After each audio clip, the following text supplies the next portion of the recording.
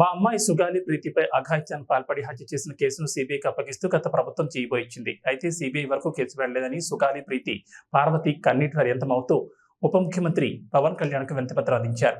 మంగళగిరిలో పవన్ కళ్యాణ్ తన కుటుంబంతో కలిసి వినతిపత్రం ఇచ్చి ఆవేదన వ్యక్తం చేశారు. తమ బిడ్డకు జరిగిన అన్యాయం మరి ఆడబిడ్డకు జరగకుండా చూడాలని కోరారు. సీబీఐ దర్యాప్తు ప్రారంభించేలా చర్యలు తీసుకోవాలని ఎన్నోసార్లు విజ్ఞప్తి చేసినా స్పందన రాలేదన్నారు.